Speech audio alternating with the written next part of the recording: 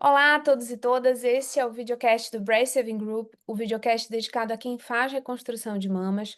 E hoje, Mariana Gima e eu vamos trazer um tema super quente, super relevante na nossa prática clínica, na prática de qualquer cirurgião de mama, apesar de ainda ser um assunto bastante controverso, que é a doença do silicone.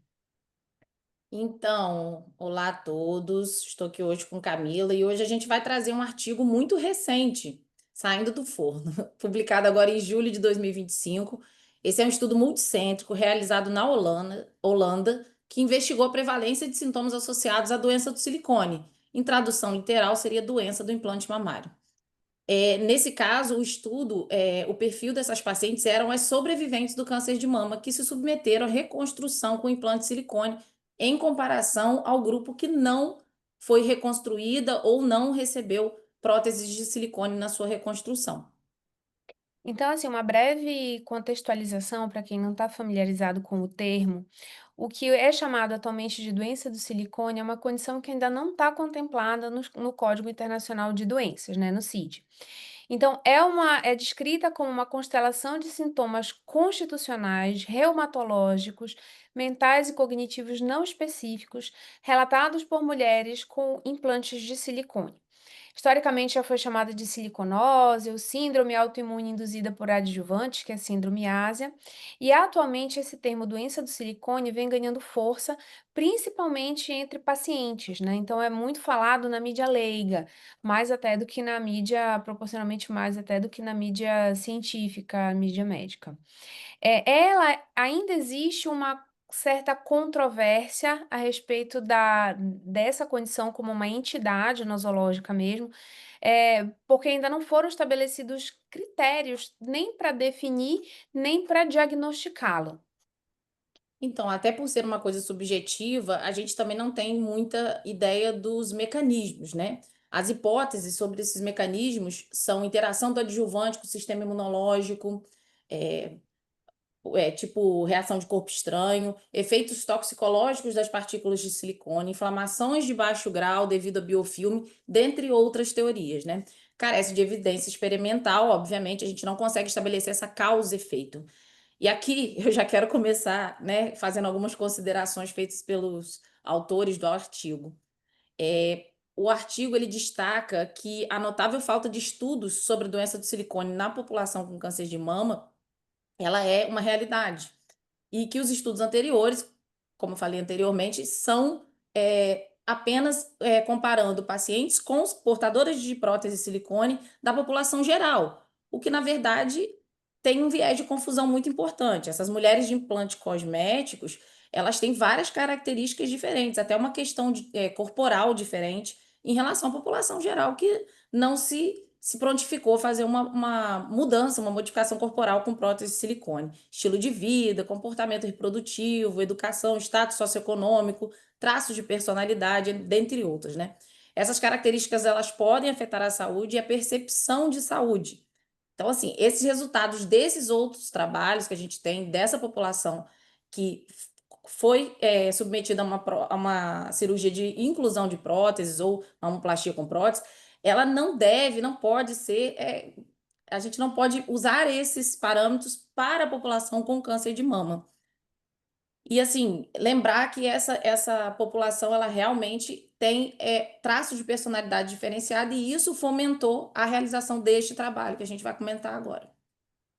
Falando a respeito da metodologia do estudo, ele tem como desenho ser um estudo de coorte, um coorte multicêntrica de sobreviventes de câncer de mama, tratadas entre 2000 e 2015 em 6 grandes hospitais da Holanda, com um total de pacientes com N de 9.590 pacientes. Ao final, essas pacientes foram, submetidas à aplicação de um questionário que era enviado via e-mail e depois solicitado para as que não tinham respondido, um reforço 4 semanas após o envio desse e-mail. Ao final, somente 64,7% dessas pacientes responderam ao questionário, com uma amostra final de 6.091 pacientes. Dentre elas, eles fizeram a seguinte subdivisão: eram pacientes expostas ao uso de prótese de silicone, então aquelas que fizeram reconstrução mamária com a utilização de prótese de silicone e o grupo não exposto. Qual era quem compunha o grupo não exposto? O grupo não exposto era composto de mulheres que fizeram mastectomia sem reconstrução, num total de 1.164 pacientes, aquelas que fizeram reconstrução mamária com tecido autólogo, que eram 456 pacientes, e aquelas que tinham feito cirurgia conservadora da mama, aquelas que não fizeram mastectomia, mas que fizeram a cirurgia conservadora da mama, num total de 2.579 pacientes. Essas mulheres tiveram um tempo médio de segmento de 13,7 anos. Em relação aos sintomas que foram pesquisados nessa população, foram 18 sintomas relacionados, segundo a literatura, a essa doença do silicone e como é ainda uma entidade que não tem muita clareza, ainda precisa de mais estudos, eu gostaria da paciência de vocês, porque eu lerei todos os sintomas, eu elencarei todos os sintomas aqui para que vocês também, talvez quem não esteja familiarizado, também já conheça. Então, estariam relacionados à doença do silicone: fadiga, dificuldades cognitivas, perda de memória, ansiedade, depressão, dores articulares, dores musculares, erupções cutâneas, fraqueza, distúrbios de sono, cefaleia, queda de cabelo, ressecamento vaginal ou ressecamento de mucosas de uma forma geral, rigidez matinal, ombro doloroso, suores noturnos, intolerâncias alimentares e palpitações cardíacas. Então, dá para perceber que não são sintomas muito localizados na área onde é colocado o implante de silicone, acabam sendo sintomas mais gerais. É, quando disponíveis, foi feito o uso de escalas já ou de questionários validados que para condições meio que correlatas. Então, por exemplo, foi utilizado para a questão de dores musculares e articulares, questionários validados para fibromialgia, por exemplo, para vocês terem uma ideia, e aqueles que não tinham questionários, validados para análise dessas condições foram usados questionários similares, para condições similares. A análise estatística usada no trabalho foi um modelo de regressão logística multivariada com análise de classes latentes para identificar padrões de sintomas. Do grupo exposto, então o grupo das pacientes que fizeram implantes de prótese de silicone, 356, isso é, 19,5% dessas pacientes foram submetidas posteriormente a explante mamário, em média 7 anos após a inclusão da prótese. E esse grupo foi excluído da análise. Posteriormente, foi feita uma análise mais pormenorizada desse grupo, não se observando relação entre os sintomas, entre o melhoramento de sintomas e o explante mamário. Então, vamos falar um pouquinho sobre os resultados principais. Eles dividiram entre desfecho primário e desfecho secundário. Eu vou falar agora do desfecho primário. Sintomas como dor severa articular, comprometimento do sono, ressecamento, rigidez matinal e dor no ombro tiveram, no grupo que foi exposto, 20,7% relataram 4 ou mais sintomas associados, versus 21,2% dos pacientes não expostos. Isso não teve significância estatística, tá? Os pacientes com exposição não tiveram um risco significativamente aumentado de qualquer um dos sintomas individuais. Inclusive, o grupo exposto teve um risco diminuído para neuropatia periférica, erupções cutâneas, intolerâncias alimentares e fraqueza muscular, em comparação às mulheres que não foram expostas. Existe uma. Eles subdividiram grupamentos de sintomas em 5 grandes grupamentos. E os pacientes com exposição tiveram um risco menor de cair no grupamento de sintomas mais graves em todos esses grupamentos. Esses 5 que eles subdividiram. Os outros agrupamentos de sintomas não foram significativamente associados à exposição da paciente ao implante. Como resultados secundários, que são mais relacionados, foram assim classificados por serem mais relacionados à qualidade de vida, se a gente pensa no bem-estar físico do tórax, bem-estar psicossocial relacionado à mama e a satisfação com as mamas, eles foram classificados como significativamente mais baixos em mulheres com reconstrução baseadas em implantes, em comparação com as pacientes submetidas à reconstrução autóloga ou com tratamento conservador do câncer de mama, o que está bem de acordo com a literatura, a gente já está amplamente coberto por trabalhos que afirmam isso, né? Não houve neste trabalho, diferença estatisticamente significativa nos resultados de qualidade de vida relacionados à saúde mental entre as mulheres do grupo exposto ao implante de silicone e as outras mulheres dos grupos de comparação. As mulheres com mastectomia sem reconstrução tiveram uma pior qualidade de vida relacionada à sua saúde física em comparação com os outros grupos, em especial com o grupo exposto aos implantes de silicone. Interessante, Camila, que essa análise que eles fazem é bem o que a gente já vê nos outros trabalhos, né? A paciente que faz a reconstrução de qualquer forma, ela tem uma qualidade de vida melhor. E aí, prontamente, sem toda essa relação causa e efeito, a gente fica bem tendenciado, quando possível, a sempre reconstruir. E aquelas que têm reconstrução com tecido autólogo, elas têm sempre, que a gente vê nos trabalhos, elas sempre têm uma qualidade de vida melhor por uma série de razões que a gente também já expôs em outros videocasts, né. Eu costumo falar com as pacientes minhas que a reconstrução com prótese, ela é uma foto. Ela reconstrói ali naquele momento, e se ela ganha, perde peso, muda um pouquinho a sua, né, composição corporal, a gente vê perda de resultado. Então, acaba que na questão da reconstrução autóloga, essa reconstrução ela aumenta, diminui, ela acompanha essas modificações corporais que essa paciente tem no decorrer dos anos. Então, acaba tendo uma melhor uma sensação de pertencimento maior quando a paciente faz a reconstrução autóloga. Isso é impressionante e é verdade. A gente vê isso sempre no consultório. Vou falar um pouquinho das conclusões e implicações. Você pode me ajudar também, Camila, porque realmente Claro. tem algumas questões. Então, assim, nossos resultados indicam que as sobreviventes do câncer de mama com reconstrução baseada em implante não experimentam mais queixas constitucionais, reumatológicas, mentais e cognitivas do que sobreviventes do câncer de mama que não foram expostas ao silicone.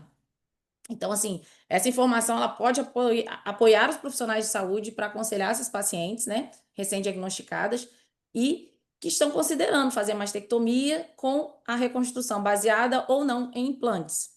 E essas pacientes que têm a preocupação da doença do silicone, ou que a gente vê uma extensa propaganda negativa dos implantes em alguns lugares, inclusive com fake news associadas, lembrar que a gente precisa sempre ir atrás de evidência. Então, a gente ainda não tem essa casualidade, essa causa e efeito tão bem estabelecida. Então, por que não?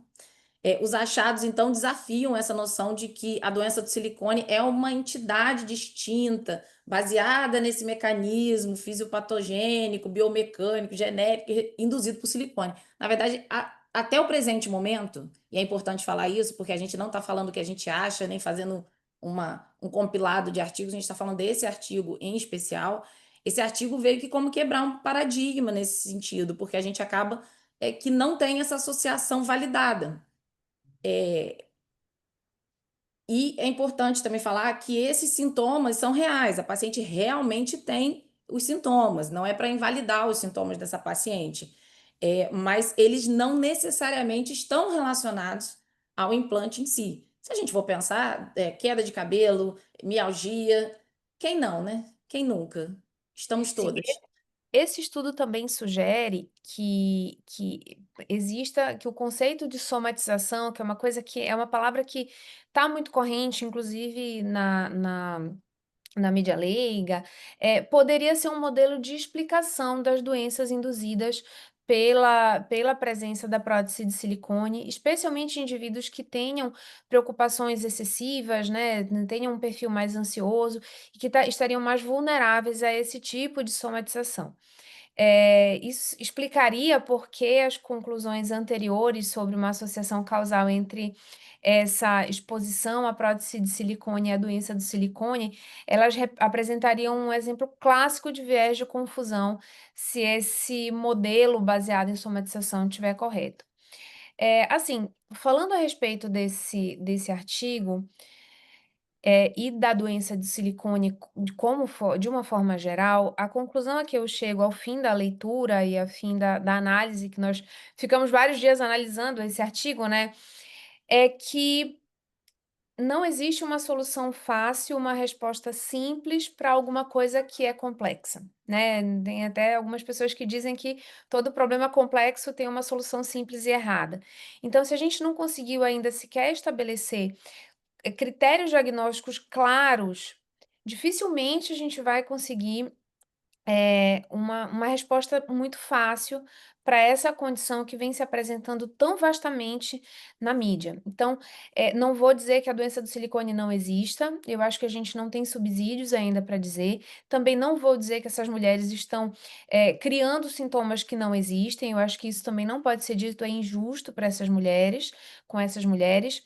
Agora, é importante que a gente veja estudos como esse, que vão pegando populações cada vez mais uniformes em determinadas condições, então foram pessoas que não optaram por simplesmente pela cosmese em fazer a colocação de um implante de silicone, foram implantes de silicone que, de forma muito pragmática, se colocaram na vida dessas mulheres de uma forma muito funcional.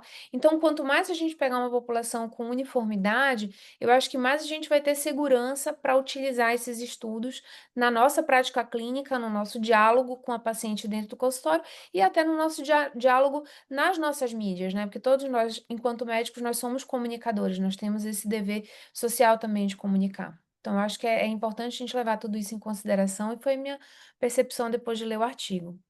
E uma outra percepção que eu achei uma sacada ótima desse artigo foi o seguinte: os artigos anteriores, eles aplicam sempre o grupo controle à população geral, ou pelo menos alguma coisa semelhante. E de qualquer forma, um grupo do câncer de mama, ou seja, pacientes tratadas para câncer de mama, você tem inibidores de aromatase, você tem o tamoxifeno, você tem a quimioterapia, que sabidamente cria o brain fog, o paciente tem dificuldade cognitiva, pós, né, fadiga, E se mantém mialgia. longamente após o tratamento encerrar, inclusive, né. Inclusive, então assim, esse fator de confusão, o que acaba às vezes que a paciente chega ao consultório querendo, "Ah não, eu preciso tirar a minha prótese porque eu tô com fadiga, tô com queda de cabelo, tô com etcétera", e outros sintomas que a gente sabe que são inespecíficos e que se essa paciente fez um tratamento adjuvante com químio, com hormonioterapia, ela pode ter esses sintomas associados a isso e não necessariamente à prótese.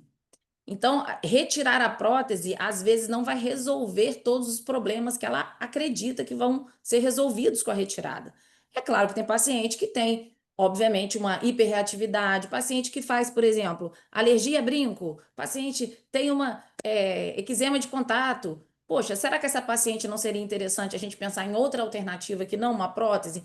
Que, por mais moderna que fosse, por mais moderna que a gente consiga incluir essa prótese lisa, nanotexturizada, que é o que a gente costuma usar atualmente, você não consegue zero de reação local. Então, se Sim. ela faz reação na pele, imagina só isso na formação de uma cápsula. Então, sim, eu acho que vale pensar em individualizar cada caso. Nas pacientes com câncer de mama, a gente precisa ser bem cauteloso nesse momento e talvez em algumas pacientes realmente a gente evitar para poder não passar por uma situação de exacerbação de sintomas até dessas questões que a paciente já possui. Exato. E assim, voltando para o artigo, que eu acho que a mensagem principal que deve ficar para a gente é que, assim, num artigo com um N considerável, com uma população uniforme, né, mas mesmo dentro da uniformidade é um estudo populacional, então ele baseou-se em pessoas de diversas áreas da Holanda, não foi encontrada uma relação causal clara. Não foi encontrada uma reação causal clara destes sintomas em mulheres que utilizaram prótese de silicone. Então, eu acho que esse é uma informação, se a gente puder gravar tudo que foi feito, que foi falado aqui hoje, todas as 12 páginas do artigo que nós lemos e relemos, é isso. Não se encontrou neste artigo com uma metodologia robusta dentro do possível de ser robusta num estudo numa coorte observacional com a metodologia do artigo, mas, dentro da metodologia aplicada, não se encontrou relação entre esses sintomas e a utilização da prótese de silicone. Acho que esse é o grande recado que a gente tem que levar para casa hoje e ficar de olho, vai ver se tem algum outro artigo que nos enriqueça ainda mais de informação para para ter as nossas conversas futuras com os pacientes. É, eu queria só fazer aqui um papel, né, que ele todo artigo é importante, eu brinco que todo artigo quando a gente lê, a gente tem que ter a visão crítica de olhar sempre os vieses. E como todo artigo, esse também tem os vieses. Eu vou só Claro. citar alguns que eu e a Camila discutimos esse artigo, em vários momentos, a gente está fazendo uma análise crítica dele já há alguns dias para poder estar falando isso para vocês. Então, assim, um dos vieses, obviamente, que ele é observacional, então ele tem as suas limitações. Sim. A gente tem uma taxa de resposta do e-mail que foi enviado para essas pacientes e o survey que foi enviado de 64%. Então, é uma taxa relativamente alta, mas ok. Talvez a gente necessitasse de uma resposta um pouquinho maior. E se Esse, perguntar também por que que essas outras pacientes não responderam ao exatamente. questionário. Por quê? E tem outra. Esse questionário não foi aplicado antes dessa paciente colocar a prótese, nem antes dessa paciente começar o tratamento para câncer de mama, o que também deixa a gente sem saber se essa paciente já tinha todos esses sintomas antes de começar qualquer coisa parecida com o câncer ou com a questão da prótese. A falta de escala, é óbvio, eu acho que eles tentaram padronizar da melhor forma possível, tudo que eles podiam utilizar a escala, eles utilizaram, inclusive para bem-estar, eles utilizaram o BreastKey, por exemplo, BreastQ, que é o que a gente costuma usar, né? Uhum. Também para avaliação de resposta estética, né? Satisfação, né. Isso. E eu acho que o mais importante é essa questão da confusão dos efeitos colaterais do tratamento com os efeitos colaterais, digamos assim, da doença do silicone. Então, se você pensar direitinho, a gente não tem como separar o pós-quimioterapia, os sintomas pós-químio, do que poderia ser, talvez, a questão da doença do silicone nessas pacientes. Então, existem esses vieses que são importantes e é interessante a gente ter uma análise crítica nesse cenário também. É. Aí eu acho que a escolha metodológica deles foi interessante, porque eles pegam pessoas que e eles não esmiuçaram, né, não tá isso muito detalhado quem que fez químio, quem que não fez, enfim, quais foram os outros tratamentos, oncológicos relacionados a essa mulher. Mas se em tese você está pegando uma população que dentro da sua diversidade ali, todo mundo de alguma forma ou a maioria delas, ou fez o inibidor de aromatase, ou fez o tamoxifeno, ou fez químio, ou fe então, em teoria, a gente tem uma igualdade de condições ali. A gente não consegue demonstrar isso e afirmar isso com certeza, porque isso não está esmiuçado, não está explicitado no artigo. Mas, em teoria, pegou-se uma população que sofreu condições semelhantes, né, do seu tratamento oncológico. Não foi escrito lá o porquê de umas terem feito mastectomia, outras terem feito cirurgia conservadora, por exemplo. Por que que essa paciente reconstruiu e essa não? Por que que essa aqui fez implante, por que que essa aqui fez, reconstrução autóloga? Então isso não tá a gente tem essa lacuna de informação no paper, mas em teoria é a população mais uniforme que a gente poderia ter nesse estudo, mas tu tens toda a razão, assim, tem muita coisa ali que pode estar presente nos 2 grupos e talvez por isso não tenha tido diferença, estatisticamente significativa, que pode ser do tratamento oncológico, que não tem nada a ver com a prótese de silicone mesmo. Uma coisa que eu acho que talvez tirasse um pouco esse viés era ter esse survey respondido antes do início do tratamento. No momento do Exatamente. diagnóstico, faria-se esse survey e depois faria esse acompanhamento. Tudo bem que isso foi retrospectivo, foi um corte, eu acho super válido, o trabalho é extremamente extenso e E rico de complexo, informação. né. E É. complexo, como é que você faz? Se você não tem uma escala para todos os sintomas, se você não tem uma doença que é diagnosticada claramente, como é que você avalia isso? Como é que você avalia se essa paciente piorou, se ela melhorou, se ela já é muito difícil. Então eu acho que, dentre todas as limitações metodológicas possíveis nesse cenário, de uma doença que ainda é muito não é muito indefinida, né, é um grande desafio ainda, como é que você faz um trabalho sobre isso, né? Acho que eles conseguiram se sair, tipo, muito bem, baseados em todas essas incertezas que ainda estão ao redor dessa identidade, né.